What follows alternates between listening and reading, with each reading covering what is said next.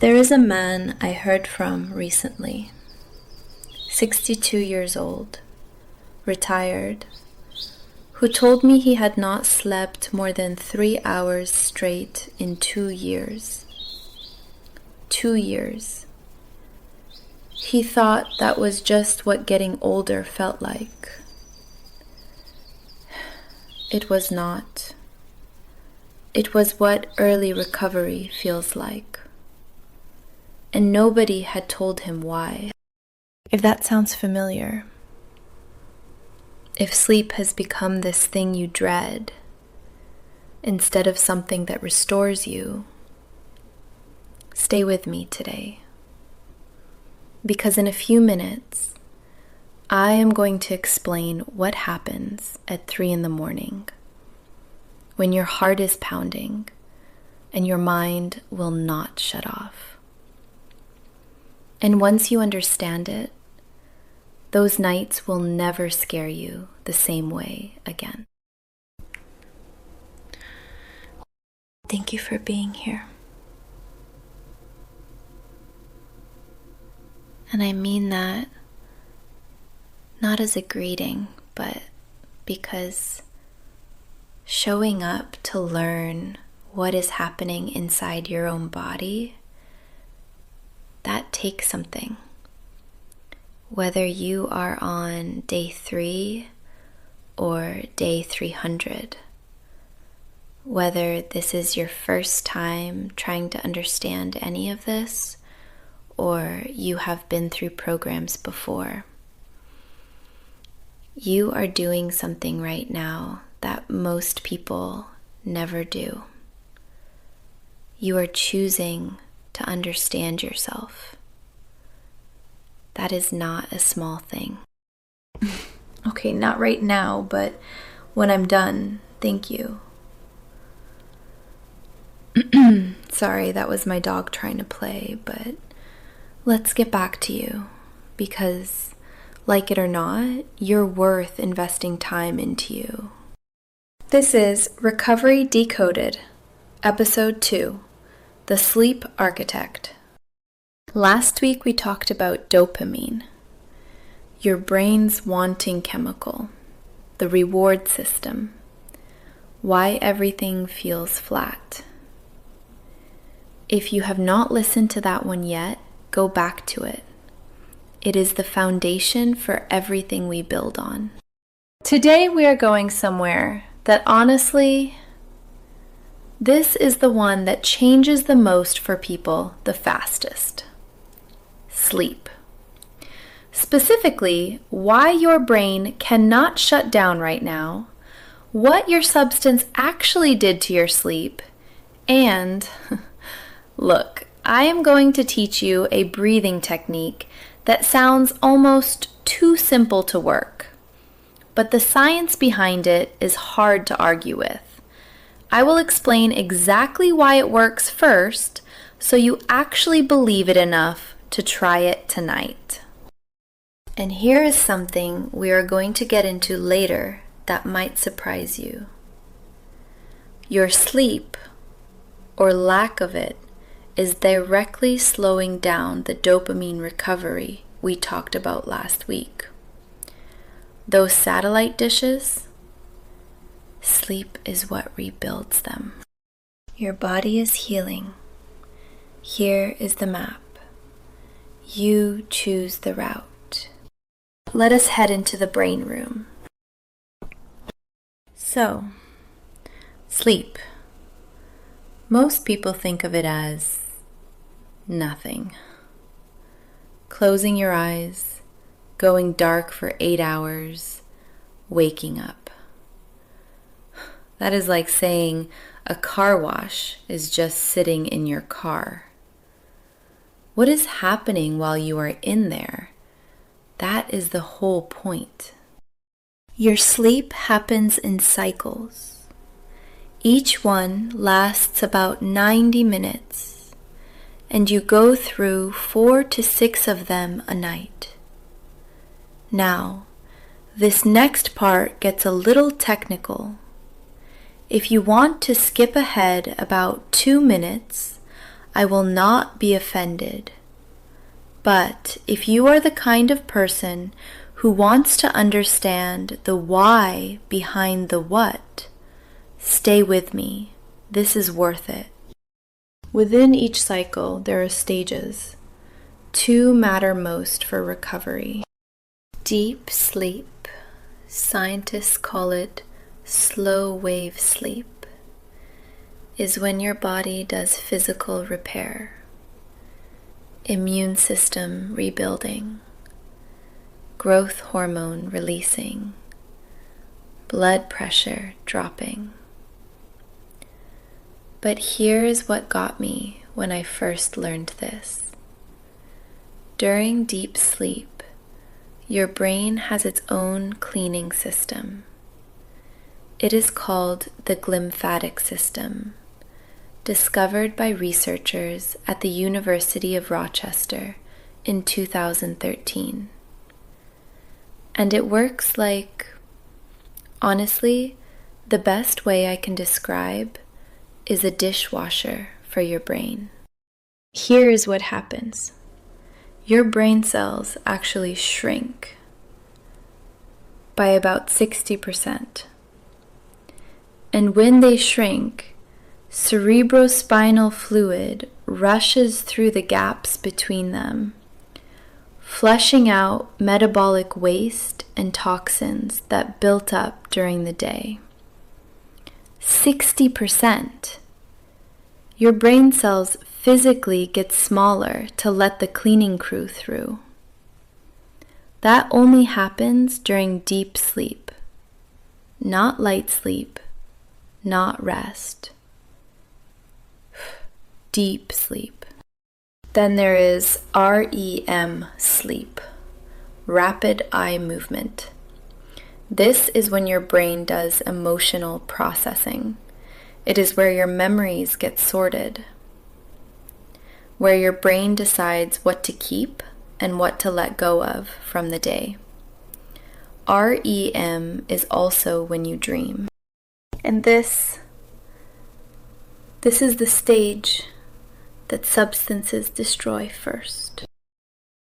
Now you might be thinking, I slept fine when I was drinking. I passed out every night, no problem.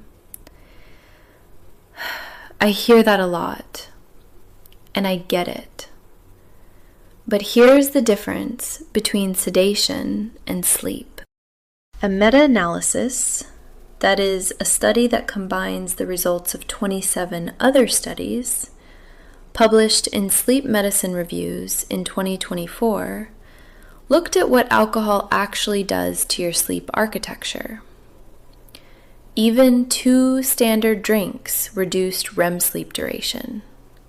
2 drinks! And it got worse with every additional drink. At 5 drinks, REM sleep onset was delayed by 30 minutes, and total REM was cut significantly. Let me say that a different way. You might have fallen asleep faster, but your brain was not sleeping. It was sedated. And sedation is not sleep. Your brain was skipping the emotional processing, skipping the cleaning, skipping the repair. Night after night after night. And it is not just alcohol. Opioids suppress both REM and deep sleep. Stimulants like cocaine and methamphetamine can eliminate sleep entirely for days. And when sleep does come back, the architecture is scrambled. Nicotine fragments sleep by sending arousal signals throughout the night, which is why smokers often wake up multiple times without knowing why. So here is what this means for you right now. If you are in early recovery, your brain has a backlog, months or years of emotional processing that never happened. The moment you stop using, your brain tries to catch up. It floods you with REM sleep. This is why your dreams are so vivid right now, so intense, sometimes so real you wake up confused about what actually happened. That is not your brain malfunctioning. That is your brain doing overtime on the processing it was denied. It is called REM, rebound. And it is actually, as strange as it sounds, a sign of healing. If you need to pause this and come back later, it will be here. Recovery is not a race, and neither is this show. Let us talk about what this does to your actual body. Not just your brain, your whole system. Because the effects of bad sleep compound in ways that honestly surprised me when I started looking at the research. Here's the anchor number I want you to remember from today. 37%. One night of poor sleep, just one, raises your cortisol, your stress hormone, by 37% the next evening. That is from a study published in the journal Sleep. 37% from one night. Now think about what happens when you have had weeks of bad sleep, stacked on top of withdrawal. Your stress system is not just elevated, it is screaming. Someone reached out after last week's episode and said, I feel like I am on edge every single second, like I am waiting for something bad to happen, but I do not know what. And she asked, is this anxiety? Is this who I am now? It is not who you are. That is cortisol. And it comes down as sleep improves. Your immune system takes a hit too. Research from the University of California, San Francisco found that sleeping less than 6 hours makes you 4 times more likely to catch a cold. 4 times! In early recovery, when your immune system is already trying to rebuild, that matters. And here is the one that connects directly to what we talked about last week. Bad sleep reduces dopamine receptor availability. A study in the Journal of Neuroscience found that one night of total sleep deprivation reduced dopamine D2 receptor binding in the brain. In plain language, those satellite dishes we talked about in episode 1, bad sleep keeps them down. Everything we talked about last week, the receptor rebuilding, the baseline recovering, all of it depends on sleep. Your body does not have a plan B for sleep. There is no supplement, no hack, no workaround. It is the foundation. All right, real talk. If you are lying awake at 3 a.m. right now, heart pounding, thoughts looping, that feeling like your brain is a browser with 40 tabs open and you cannot close any of them, I want to tell you what is actually happening. Because when you are in it, it feels like something is terribly wrong. It feels like you are going crazy. Or like this is permanent. Like you will never sleep normally again. Here is what is actually happening. Your nervous system is stuck in what is called sympathetic mode. That is the fight or flight setting. During active use, your substance was doing the job of switching you from alert mode to rest mode. Alcohol, for example, mimics the effect of a neurotransmitter called GABA, which is your brain's natural brake pedal. It is the chemical that says, okay, slow down now, it is safe to rest.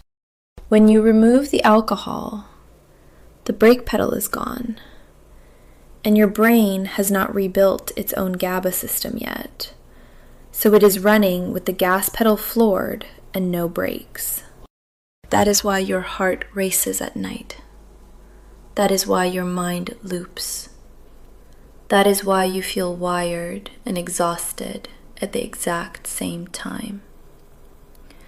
It is not anxiety disorder. It is not insomnia as a permanent condition. It is your nervous system in a temporary state of hyperarousal because the chemical brake was removed and the natural one has not come back online yet. Let that sit for a moment. It comes back. GABA receptor function begins recovering within 1 to 2 weeks for most substances. Sleep architecture measurably improves within 14 to 21 days. And here is something that might actually give you some hope tonight.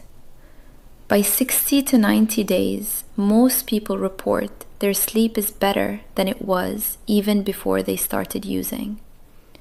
Because now their brain is doing real sleep, not sedated sleep, real, restorative, cleaning the brain, processing the emotions, rebuilding the receptors, sleep. You are not broken. Your brake pedal is just being rebuilt.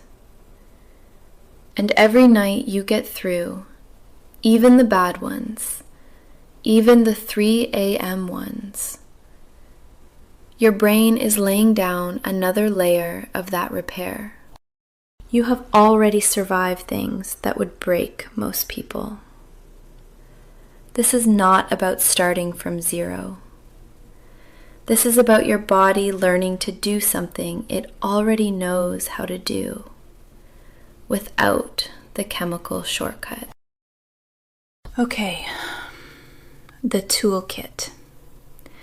Let us turn all of this into something you can actually use tonight. I call this the wind down protocol. 4 steps done in the last 90 minutes before bed. And I know 90 minutes sounds like a lot to commit to.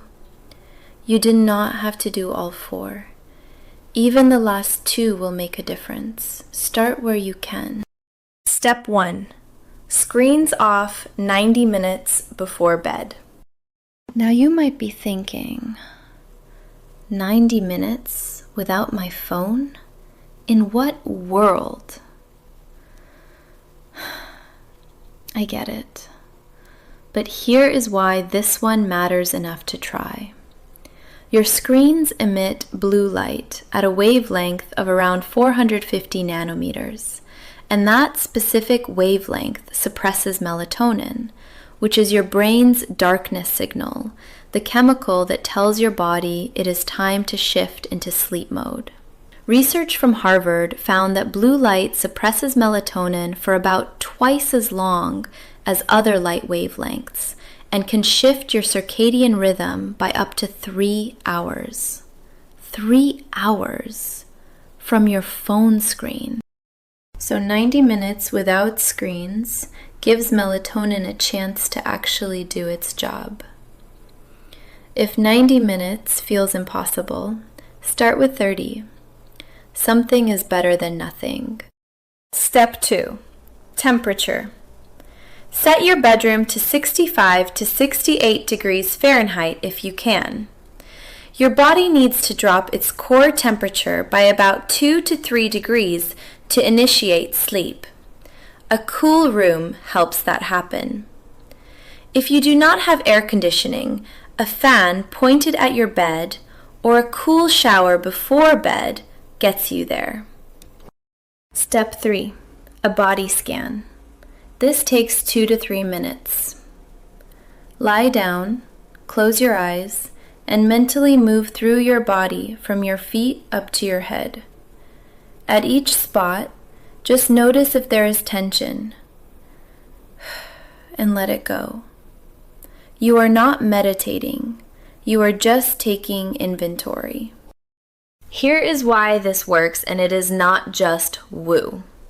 When you focus on physical sensation, you shift activity in your brain from your prefrontal cortex, that is the thinking, worrying, planning part, to your somatosensory cortex, which processes body awareness. You are literally redirecting the traffic in your brain away from the thought loops. It is not about relaxation. It is about redirection. Step 4, and this is the one I really want you to learn tonight. The 4-7-8 breath. Now, I know how that sounds. A breathing trick.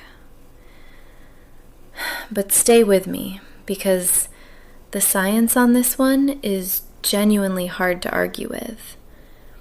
And I want you to understand why it works before I ask you to try it. Because if you understand the mechanism, you will actually trust it enough to do it at 2 a.m.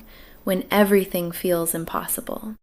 When you exhale for longer than you inhale, you stimulate something called the vagus nerve. It is the longest nerve in your body. It runs from your brainstem all the way down to your abdomen. And when that nerve gets stimulated by a long, slow exhale, it activates your parasympathetic nervous system. That is your rest and digest mode, the opposite of fight or flight, the brake pedal we just talked about. This breathing pattern manually presses it. Your heart rate drops, your blood pressure drops, cortisol production slows. And this is not just theory. A 2022 study published in Physiological Reports found that 4-7-8 breathing significantly increased heart rate variability and decreased systolic blood pressure in healthy adults, even after sleep deprivation. Even when their bodies were running on no sleep and everything was wrecked, this still worked. That is how direct the mechanism is. Here is how you do it. Breathe in through your nose, quietly, for a count of 4. Hold that breath for a count of 7. Exhale slowly through your mouth, making a gentle whooshing sound for a count of 8. That is 1 cycle. Do 4 cycles total. It takes less than 2 minutes. The hold for 7 is the key. Holding your breath briefly increases something called vagal tone, which is basically the strength of the signal your vagus nerve sends. The longer exhale for 8 is what flips the switch from sympathetic to parasympathetic. You are manually telling your nervous system, we are safe now. It is okay to rest. And here is what most people find. By the 3rd or 4th night, your body starts anticipating the calm before you even finish the first cycle. That is not placebo. That is your nervous system learning a new pattern. That is neuroplasticity working in your favor instead of against you. Start with 4 cycles tonight. After a week, you can move to 8.